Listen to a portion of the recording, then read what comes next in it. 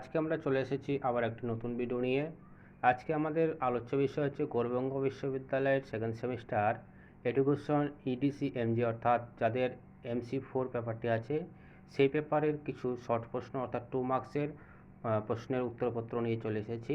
তো তোমরা যারা এই চ্যানেলটিতে নতুন আছো, চ্যানেলটিকে এখনও সাবস্ক্রাইব করোনি, প্রত্যেককে চ্যানেলটিকে সাবস্ক্রাইব করো যাতে আমাদের আরও নতুন নতুন ভিডিওর নোটিফিকেশন তোমাদের কাছে পৌঁছে যাও। যদি ভিডিওটি ভালো লাগে প্রত্যেকে লাইক করবে, শেয়ার করবে।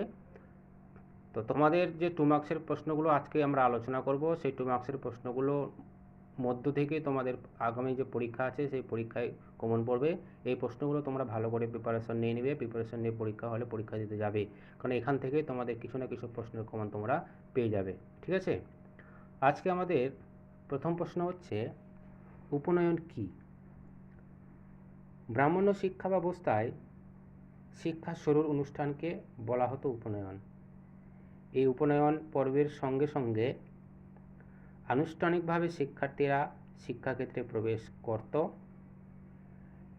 এবং এই অনুষ্ঠানের মধ্য দিয়ে শিক্ষার্থীরা দ্বিজত্ব লাভ করত। ব্রাহ্মণ, ক্ষত্রিয় এবং বৈশ্য এই 3 বর্ণের উপনয়ন হতো, কিন্তু শূদ্রদের উপনয়ন গ্রহণের কোনো অধিকার ছিল না।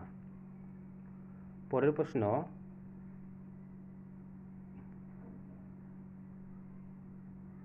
ব্রাহ্মণ্য শিক্ষায় উপনয়ন গ্রহণের বয়স কত ছিল? ব্রাহ্মণ্য শিক্ষায় এক এক বর্ণের জন্য উপনয়ন গ্রহণের বয়স এক এক রকম ছিল।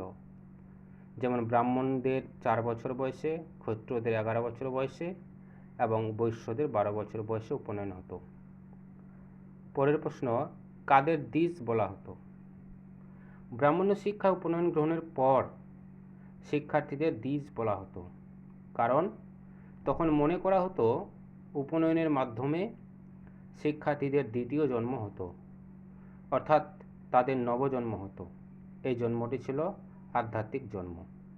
পরের প্রশ্ন, ব্রাহ্মণ্য শিক্ষার লক্ষ্য কী ছিল? ব্রাহ্মণ্য শিক্ষার বিশেষ বিশেষ লক্ষ্যগুলি ছিল মোক্ষ লাভ, চরিত্র গঠন, নৈতিক বিকাশ, পূর্ণতা লাভ, পরাবিদ্যার অনুশীলন, সুশৃঙ্খল জীবনযাপন করা, আধ্যাত্মিক বিকাশ ইত্যাদি। পরের 5 নম্বর প্রশ্ন, ব্রাহ্মণ্য শিক্ষার শিক্ষাদান পদ্ধতিটি উল্লেখ করো। ব্রাহ্মণ্য শিক্ষার শিক্ষাদান পদ্ধতি ছিল মূলত মৌখিক। শ্রবণ, মনন ও নিদিধ্যাসন এই 3টি ছিল শ্রেষ্ঠ জ্ঞান লাভের আনুক্রমিক ধাপ। গুরুর বাক্য মনোযোগ সহকারে শ্রবণ করা, যুক্তি সহকারে এগুলি সম্পর্কে গভীরভাবে চিন্তা করা এবং একাগ্রচিত্তে সাধনার দ্বারা সত্যকে উপলব্ধি করার চেষ্টা ছিল শিক্ষা লাভের পদ্ধতি। পরের 6 নম্বর প্রশ্ন, ব্রাহ্মণ্য শিক্ষার পাঠ্যক্রম কিরূপ ছিল? ব্রাহ্মণ্য শিক্ষার ভিন্ন ভিন্ন বর্ণের জন্য ভিন্ন ভিন্ন ধরনের পাঠ্যক্রম প্রচলিত ছিল। যেমন বর্ণশ্রেষ্ঠ ব্রাহ্মণদের পাঠ্যক্রম ছিল বেদ, বেদাঙ্গ, দর্শন, তর্কশাস্ত্র, পুরাণ, ব্যাকরণ ইত্যাদি। ক্ষত্রিয়দের পাঠ্যক্রম ছিল গদা, তরবারি, তীর-ধনুক ইত্যাদি, অস্ত্র চালনার কৌশল। এছাড়া ছিল রাজপুতদের ইতিহাস, পুরাণ, পঞ্চতন্ত্র ইত্যাদি।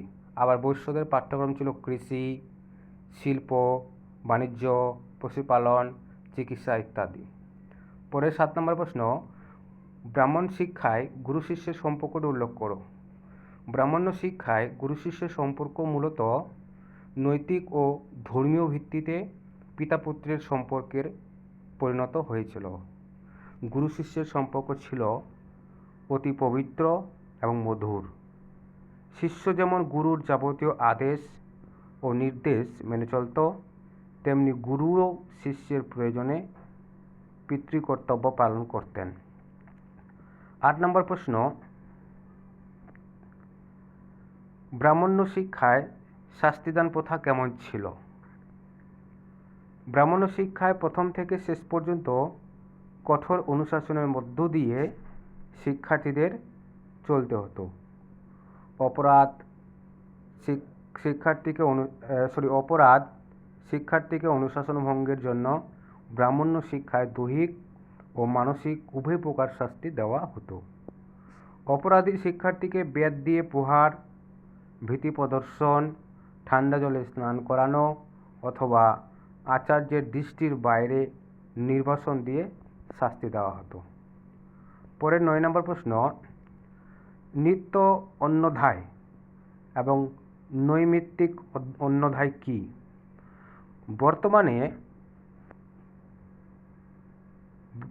বর্তমানের ন্যায় ব্রাহ্মণ্য শিক্ষাতেও ছুটির প্রথা প্রচলিত ছিল। নিয়মিত পাঠচর্চা বন্ধ থাকলে তাকে বলা হতো নিত্য অন্নদায়, আর বিশেষ কারণে পাঠচর্চা বন্ধ থাকলে তাকে বলা হতো নৈমিত্তিক অন্নদায়। ঝড়, ধূলাবৃষ্টি, আর্তনাদের শব্দ, রামধনুর আবির্ভাব ইত্যাদির কারণে আকস্মিক ছুটির ঘোষণা করা হতো। পরের প্রশ্ন 10, সমাবর্তন কি? ব্রাহ্মণ্য শিক্ষায় শিক্ষা সমাপ্তির অনুষ্ঠানকে বলা হতো সমাবর্তন। সমাবর্তন অনুষ্ঠানের দ্বারা শিক্ষার্থীদের ছাত্রাবস্থার সমাপ্তি হতো এবং তাদের আশ্রম ত্যাগ করে গার্হস্থ্য জীবনে প্রবেশের অনুমতি দেওয়া হতো। অর্থাৎ সমাবর্তনের মাধ্যমে শিক্ষার্থীদের ব্রহ্মচর্যের পরিসমাপ্তি ঘটত। 11 নম্বর প্রশ্ন, ব্রাহ্মণ্য শিক্ষায় কত ধরনের স্নাতক ডিগ্রি দেওয়া হতো ও কী কী? ব্রাহ্মণ্য শিক্ষায় সমাবর্তন অনুষ্ঠানের মাধ্যমে শিক্ষার্থীরা স্নাতক হিসাবে পরিণত হতো। সাধারণত 3 ধরনের স্নাতক ডিগ্রি দেওয়া হতো। ঠিক আছে, এক হচ্ছে বিদ্যা স্নাতক, যেসব শিক্ষার্থী বেদ অধ্যয়ন করেছে কিন্তু ব্রত পালন করেনি তাদের বিদ্যা স্নাতক বলা হতো। আর 2 হচ্ছে ব্রত স্নাতক, যেসব শিক্ষার্থী ব্রত পালন করেছে কিন্তু সমস্ত বেদ অধ্যয়ন করেনি তাদের ব্রত স্নাতক ডিগ্রি দেওয়া হতো। বিদ্যাব্রত স্নাতক, যে সকল শিক্ষার্থী বেদ অধ্যয়ন করেছে এবং সমস্ত ব্রত পালন করেছে তাদের বিদ্যাব্রত স্নাতক ডিগ্রি দেওয়া হতো। 12 নম্বর প্রশ্ন, ব্রাহ্মণ্য শিক্ষায় কত ধরনের এটা 12 নম্বর না 11, এবার 12 নম্বর চলে আসবো। ব্রাহ্মণ্য শিক্ষায় নারীর অবস্থান কিরূপ ছিল? ব্রাহ্মণ্য শিক্ষায় নারীর স্থান অনেক উপরে ছিল। এই শিক্ষা ব্যবস্থায় নারী শিক্ষার অধিকার স্বীকৃত ছিল। বেদ অধ্যয়নে নারীর পূর্ণ অধিকার ছিল এবং মেয়েদের উপনয়ন হতো এবং তারাও গৃহে ব্রহ্মচর্য পালন করত। শুধু তাই নয়, নারীরা অধ্যাপনার কাজও করতেন। পরের প্রশ্ন 13, উপকর্মণ ও উৎসর্জন কি? ব্রাহ্মণ্য শিক্ষায় প্রতি বছর শ্রাবণ মাসের পূর্ণিমার দিনে যে অনুষ্ঠানের মধ্য দিয়ে পড়াশোনার কাজ শুরু হতো তাকে বলা হতো উপকর্মণ। অপরদিকে মাঘ মাসের শুক্লপক্ষে যে অনুষ্ঠানের মধ্য দিয়ে বাৎসরিক পাঠদানের কাজ শেষ হতো তাকে বলা হতো উৎসর্জন। 14 নম্বর প্রশ্ন, বর্তমান শিক্ষায় ব্রাহ্মণ্য শিক্ষার 2টি প্রাসঙ্গিকতা লেখো।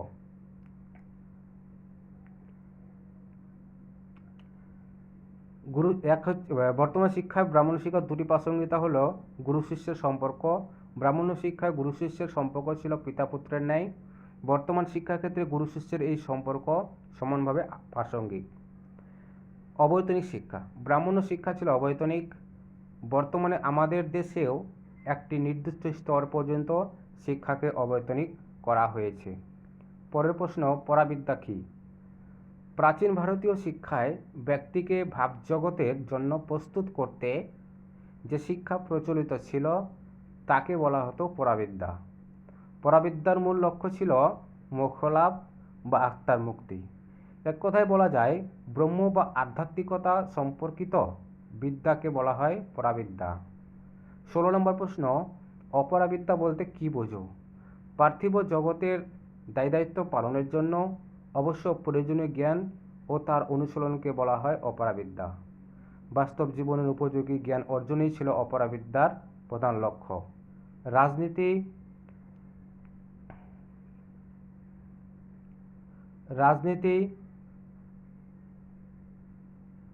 তারা একটু ডিস্টার্ব হচ্ছে। রাজনীতি, অস্ত্রবিদ্যা, পশুপালন, অর্থশাস্ত্র ইত্যাদি বিষয়গুলি অপরাবিদ্যার পাঠ্যক্রমে অন্তর্ভুক্ত ছিল। পরের প্রশ্ন, পরের 16 নম্বর প্রশ্ন, 17 নম্বর, গুরুকুল কি? গুরুকুল ছিল ব্রাহ্মণ্য শিক্ষা ব্যবস্থার একটি অন্যতম প্রতিষ্ঠান। ব্রাহ্মণ্য শিক্ষা ব্যবস্থাপনায় এক একজন গুরুকে কেন্দ্র করে যেসব আবাসিক আশ্রমিক বিদ্যালয় গড়ে উঠেছিল তাকে বলা হতো গুরুকুল। এই গুরুকুলই ছিল ব্রাহ্মণ্য শিক্ষা ব্যবস্থার মৌলিক শিক্ষা প্রতিষ্ঠান। পরের প্রশ্ন, স্বর বেদাঙ্গ কি? শিক্ষা, ছন্দ, ব্যাকরণ, নিরুক্ত, জ্যোতিষ এবং কল্প এই 6টি বেদাঙ্গকে একত্রে বলা হয় স্বর বেদাঙ্গ। ব্রাহ্মণ্য শিক্ষায় ব্রাহ্মণ শিক্ষার্থীদের পাঠ্যক্রমে এই স্বর বেদাঙ্গ অন্তর্ভুক্ত ছিল। পরের প্রশ্ন, চতুরাশ্রম কি? ব্রহ্মচর্য, গার্হস্থ্য, বানপ্রস্থ ও সন্ন্যাস এই 4টি স্তরকে একত্রে বলা হয় চতুরাশ্রম। প্রাচীন যুগে চতুরাশ্রমকে মোক্ষ লাভের স্তর হিসেবে বিবেচনা করা হতো। সৎকর্ম ও সৎ জীবনযাপনকে মোক্ষ লাভের উপায় হিসাবে বিবেচনা করা হতো। পরের 20 নম্বর প্রশ্ন, উপকুবান ও নৈষ্ঠিক বলতে কি বোঝো? ব্রাহ্মণ্য শিক্ষায় যে সকল শিক্ষার্থীরা গৃহে পাঠ শেষ করে স্বগৃহে প্রবেশ করে গার্হস্থ্য জীবন শুরু করত তাদের বলা হতো উপকুবান। অপরদিকে যে সকল শিক্ষার্থীরা গৃহে পাঠ সমাপ্ত করার পর স্বগৃহে প্রত্যাবর্তন না করে ত্যাগের আদর্শে উদ্বুদ্ধ হয়ে সারা জীবন গৃহেই থেকে যেত তাদের বলা হতো নৈষ্ঠিক। পরের প্রশ্ন, প্রব্রজা কি? ব্রাহ্মণ্য শিক্ষা ব্যবস্থায় উপনয়নের ন্যায় বৌদ্ধ শিক্ষায় ভিক্ষু জীবনের শুরু হতো একটি বিশেষ ধর্মীয় অনুষ্ঠানের মাধ্যমে। বৌদ্ধ সঙ্ঘে প্রবেশের সময় অনুষ্ঠিত প্রাথমিক অনুষ্ঠানকে বলা হতো প্রব্রজা। সাধারণত 8 বছর বয়সের পর শিক্ষার্থীরা প্রব্রজা গ্রহণের অধিকারী হতো। পরের 22 নম্বর প্রশ্ন, শ্রমণ কাদের বলা হতো? বৌদ্ধ শিক্ষা ব্যবস্থায় প্রব্রজা গ্রহণের পর শিক্ষার্থীদের বলা হতো শ্রমণ। শ্রমণকে ব্রহ্মচারীর ন্যায় কঠোর ব্রহ্মচার্য পালন করতে হতো এবং ব্রহ্মচারীর ন্যায় ভিক্ষা করতে বের হতো। এছাড়া শিক্ষার্থীকে 10টি আজ্ঞা পালনের প্রতিশ্রুতি দিতে হতো। পরের হচ্ছে 24 নম্বর প্রশ্ন, বৌদ্ধ শিক্ষায় গুরু শিষ্য সম্পর্ক কেমন ছিল? ব্রাহ্মণ্য শিক্ষার ন্যায় বৌদ্ধ শিক্ষাতেও গুরু শিষ্য সম্পর্ক ছিল পিতা পুত্রের মতো মধুর। পরস্পরের সুখ সুবিধার জন্য পরস্পরই দায়িত্ব ও কর্তব্য পালন করতেন। শিষ্য যেমন নানাভাবে গুরুর সেবা করত তেমনি গুরুও শিষ্যের রোগে সমব্যথী হতেন। 25 নম্বর প্রশ্ন, বৌদ্ধ শিক্ষার শিক্ষণ পদ্ধতি কেমন ছিল? বৌদ্ধ শিক্ষার শিক্ষণ পদ্ধতি ছিল মূলত মৌখিক, উপদেশপূর্ণ গল্প, আলোচনা ও বাস্তব দৃষ্টান্তের মাধ্যমে শিক্ষার্থীদের শিক্ষা দেওয়া হতো। এছাড়া এই শিক্ষা ব্যবস্থায় আলোচনা ও বিতর্কের বিশেষ গুরুত্ব ছিল। তাছাড়া মাঝে মাঝে জ্ঞানী সমাবেশ ও আলোচনা চক্র বসত। 26 নম্বর প্রশ্ন,